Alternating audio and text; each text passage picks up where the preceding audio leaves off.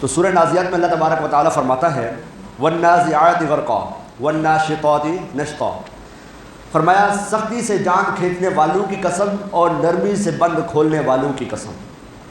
اللہ تبارک و تعالیٰ کا یہ جو فرمان ہے، اللہ تعالیٰ اس آیت مبارکہ کے ان دو جملوں کے اندر کافروں کی روح کھینچنے والے فرشتوں کی قسم یاد فرما رہا ہے اور ایمان والوں کی روح کھینچنے کے والے فرشتوں کی قسم یاد فرما رہا ہے۔ اللہ تبارک و تعالیٰ فرماتا ہے وَالنَّازِعَاتِ غَرْقًا، ان فرشتوں کی قسم جو کافروں کے جسموں سے ان کی روح سختی سے کھینچ کر نکالتے ہیں، وَالنَّاشِطَاتِ نَشْطًا، اور ان فرشتوں کی قسم جو مومنوں کے جسموں سے ان کی روح نرمی سے قبض کرتے ہیں۔ حضرت اسرائیل علیہ السلام جب کسی مومن کی روح قبض فرماتے ہیں تو اس کے ساتھ نرمی فرماتے ہیں۔ چنانچہ سید عالم صلی اللہ تعالیٰ علیہ وسلم ایک مرتبہ ایک انصاری صحابی کے سرحانے تشریف فرما تھے اور ان کا اس وقت جناب انتقال کا ٹائم تھا، تو حضرت ملک الموت تشریف لائے تو سید عالم صلی اللہ تعالیٰ علیہ وسلم نے دیکھا تو ان سے فرمایا میرے صحابی پر نرمی کرنا کیونکہ یہ مومن ہے۔ ملک الموت علیہ السلام نے عرض کیا یا رسول اللہ صلی اللہ علیہ وسلم آپ خوش ہو جائیں اور اپنی آنکھیں ٹھنڈی رکھیں، بے شک میں ہر مومن کے ساتھ روح نکالنے کے معاملے میں نرمی کرنے والا ہوں۔ اللہ تبارک و تعالیٰ نے ان کی قسم یہاں یاد فرمائی۔ اور مزید اگر اللہ تعالیٰ فرماتا ہے وَالسَّابِحَاتِ سَبْحًا فَالسَّابِقَاتِ سَبْقًا فَالسَّابِقَاتِ سَبْقًا فَالْمُدَبِّرَاتِ أَمْرًا، فرمایا اور آسانی سے تیرنے والوں کی قسم، پھر آگے بڑھنے والوں کی، پھر کائنات کا نظام چلانے والوں کی قسم۔ یہاں اللہ تبارک و تعالیٰ نے اس آیت مبارکہ میں تین جملے یہ جو آیت مبارکہ ہیں تین ہیں، ہر آیت مبارکہ میں اللہ تبارک و تعالیٰ نے اس جماعت کی قسم یاد فرمائی ہے جس کو اللہ تبارک و تعالیٰ نے کام تفویض کر رکھے ہیں۔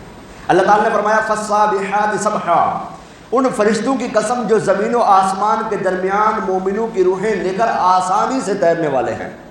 جب بندہ مومن کا انتقال ہوتا ہے اس کی روح کو لے کر فرشتے آسمان کی طرف نکلتے ہیں۔ اب اگر وہ ایمان والا ہے تو پھر اس کے لیے آسانی سے دروازے کھلتے چلے جاتے ہیں اور وہ یوں چلا جاتا ہے۔ دوسری آیت مبارکہ میں اللہ تبارک و تعالیٰ نے فرمایا فَالسَّابِقَاتِ سَبْقًا، ان فرشتوں کی قسم جن کا وصف یہ ہے کہ وہ اپنی خدمت پر جلدی پہنچتے ہیں جس پر وہ مقرر ہیں۔ تیسری جو آیت مبارکہ ہے، اس آیت مبارکہ یہ جو پانچویں آیت مبارکہ ویسے بنے گی ہے، یہاں اللہ تبارک و تعالیٰ فرماتا ہے فَالْمُدَبِّرَاتِ أَمْرًا، پھر کائنات کا نظام چلانے والے فرشتوں کی قسم۔ یہ وہ فرشتے ہیں جن کو اللہ تبارک و تعالیٰ نے کائنات کا نظام چلانے پر مقرر فرمایا ہے۔ کچھ بارش برساتے ہیں، کچھ ہوائیں چلاتے ہیں، کچھ رزق پہنچاتے ہیں، کچھ جو ہے نا وہ پروٹیکشن دیتے ہیں۔ میں نے فرشتوں کے متعلق جو ہمارا اثر میں بیان ہوتا ہے عقائد کے حوالے سے، فرشتوں کے عقائد میں یہ باتیں عرض کی۔ اللہ تبارک و تعالیٰ نے فرشتوں کی مختلف ذمہ داریاں مقرر فرمائی ہوئی ہیں۔ اللہ تبارک و تعالیٰ انہی فرشتوں کی قسم یاد فرما رہا ہے آیت نمبر 5 میں، فرمایا فَالْمُدَبِّرَاتِ أَمْرًا، اور کائنات کا نظام چلانے والوں کی قسم، یعنی پھر ان فرشتوں کی قسم یاد فرمائی جو دنیا کے کاموں کا انتظام کرنے پر مقرر ہیں اور ان کاموں کو سر انجام دینے میں، اور ان تمام قسموں کے ساتھ کہا جاتا ہے اے کفار مکہ ضرور دوبارہ زندہ کیے جاؤ گے اور ضرور تم سے تمہارے اعمال حساب لیا جائے گا۔ اب یہاں میں ایک چھوٹی سی بات کروں، ہمارے ہاں کیونکہ یہ بات جو ہے نا وہ آپ ماشاءاللہ سمجھدار ہیں، ہمارے معاشرتی خرابیوں میں سے ہمارے ہاں جو ہے وہ عجیب و غریب قسم کے لوگ پیدا ہو گئے ہیں جن کے جو ہے وہ سوچیں اور ہیں، اور کسی نے گاڑی کے پیچھے لکھا ہوا ہے صرف یا اللہ مدد، اللہ ہی تو مددگار ہے، پھر کسی سے نہ مانگ صرف اسی سے مانگ جس نے سب کو دیا ہے۔ حقیقت یہی ہے، بے شک اسی سے ہی مانگنا ہے، لیکن اس کا کانسیپٹ کیا ہے، اس کا بیک گراؤنڈ کیا ہے؟ اس کا بیک گراؤنڈ یہ ہے کہ کسی اور سے مانگو گے مشرک ہو جاؤ گے، کوئی اور کارساز نہیں ہے، کوئی اور جناب وہ دینے والا نہیں، کوئی اور آپ کا جناب وہ مددگار نہیں ہے۔ اللہ تبارک و تعالیٰ تو یہاں 5 آیتوں میں قسم یاد فرما چکا ہے۔ کیا اللہ تبارک و تعالیٰ کسی روح قبض کرنے پر قادر نہیں ہے کہ اس نے فرشتوں کو مقرر کیا ہوا؟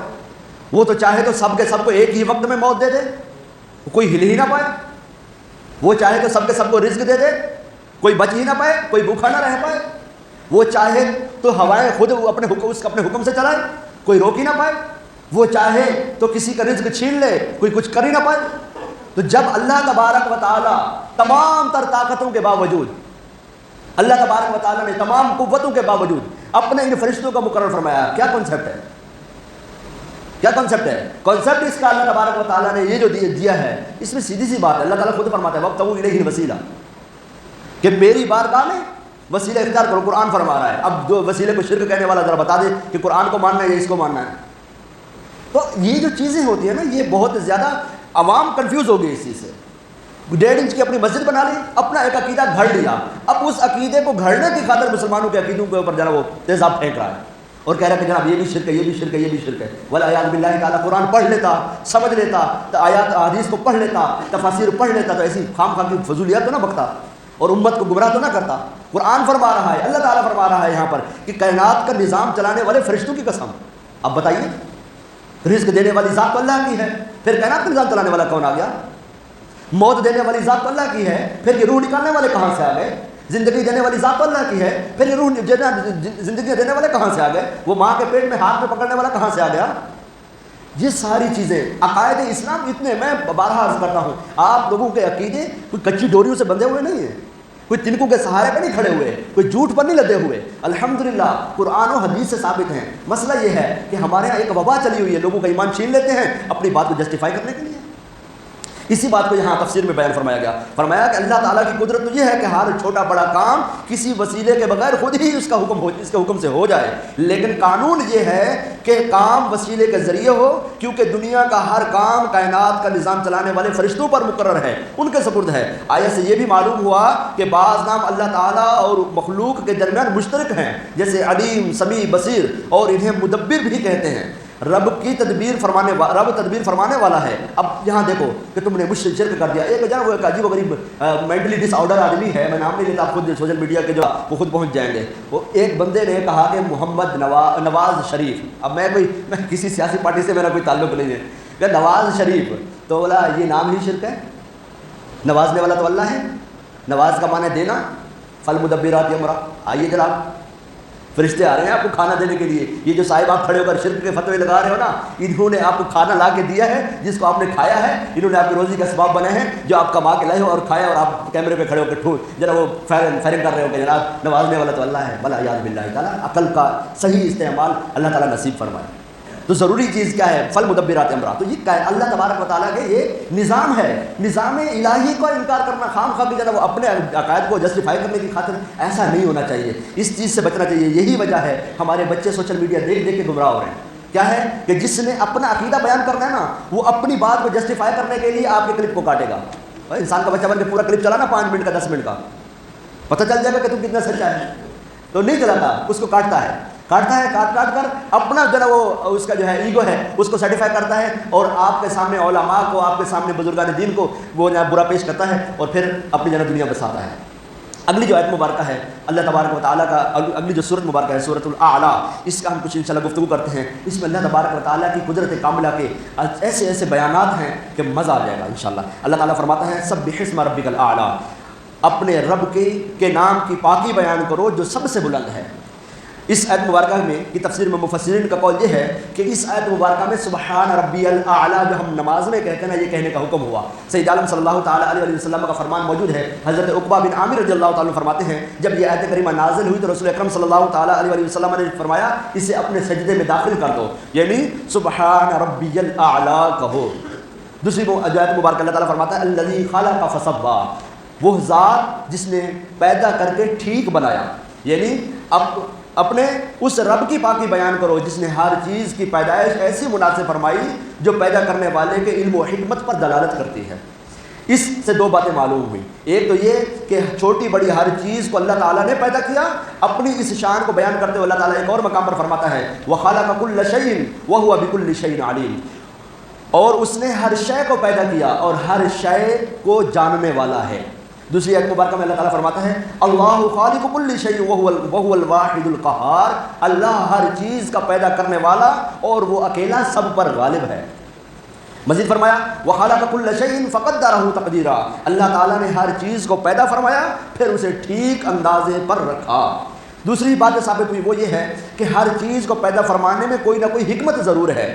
قرآن پاک میں کئی مقامات پر اللہ تبارک و تعالیٰ نے مختلف چیزوں کے پیدا کرنے کے حوالے سے بیان فرمایا، یہاں میں صرف 3 آیتیں بیان کروں گا۔ فرمایا وَمِن كُلِّ شَيْءٍ خَلَقْنَا زَوْجَيْنِ لَعَلَّكُمْ تَذَكَّرُونَ، فرمایا اور ہم نے ہر چیز کی 2 قسمیں بنائی تاکہ تم نصیحت حاصل کرو۔ ایک مقام پر اللہ تعالیٰ فرماتا ہے اللہ الذی خلق 7 سماوات ومن الارض مثلہن یتنزل الامر بینہم لِتَعْلَمُوا أَنَّ اللَّهَ عَلَى كُلِّ شَيْءٍ قَدِيرٌ وَأَنَّ اللَّهَ قَدْ أَحَاطَ بِكُلِّ شَيْءٍ عِلْمًا۔ اور اللہ وہی ہے جس نے 7 آسمان بنائے اور انہی کے برابر زمین، حکم ان کے درمیان اترتا ہے تاکہ تم جان لو کہ اللہ ہر شے پر خوب قادر ہے، اور یہ کہ اللہ کا علم ہر چیز کو گھیرے ہوئے ہے۔ اور ارشاد فرماتا ہے الذی خلق الموت والحیات لیبلوکم ایکم احسن عملا۔ اب یہاں یہ جو 3 آیات مبارکہ ہیں اس میں اللہ تبارک و تعالیٰ نے حکمتیں بیان فرمائی، پہلے فرمایا تخلیق کا، اب یہاں حکمتیں بھی بیان فرما دی۔ میرے پیچھے اور پیارے اسلامیوں، اب یہ جو آیات مبارکہ ہم نے 3 آیات یہ پڑھی، پچھلی جو آیات مبارکہ پڑھی، اللہ تعالیٰ نے اس میں اپنی قدرت کا اظہار فرمایا ہے کہ میں ہر چیز کو پیدا کرنے والا ہوں، میں نے ہر چیز کو پیدا کیا ہے، ہر چیز کو اندازے پر رکھا ہے۔ اللہ تعالیٰ سب کچھ عطا کرنے والا ہے۔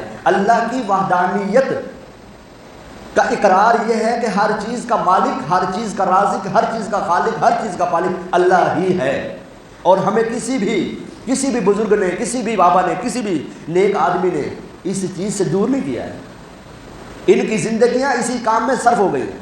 آج اگر کوئی پکھنڈی کھڑا ہو جاتا ہے اور طرح طرح کی باتیں کرتا ہے تو اس کو اللہ تبارک و تعالیٰ سے ڈرنا چاہیے، لیکن یاد رکھیں یہ بھی ہے، پیچھے ہم نے آیات مبارکہ بھی پڑھی، فالمدبرات امرا، دونوں باتیں یاد رکھیں، قرآن دونوں میں ہے، دونوں قرآن بیان کر رہا ہے، اللہ کا حکم دونوں پر آ رہا ہے۔ اللہ تعالیٰ نے ایک آیت میں نے حدیث مبارکہ بیان کی ہوئی ہے بخاری شریف کی، جس میں سے اللہ تبارک و تعالیٰ فرماتے ہیں، حدیث قدسی ہے، فرمایا اللہ تعالیٰ فرماتا ہے کہ بندہ میرے قریب ہوتا رہتا ہے فرائض کے ذریعے، نہیں بندہ میرے قریب نہیں ہوتا مگر فرائض کے ذریعے، پھر وہ نفل کے ذریعے میری قربت حاصل کرتا رہتا ہے، یہاں تک کہ میں اس کو ولی بنا لیتا ہوں۔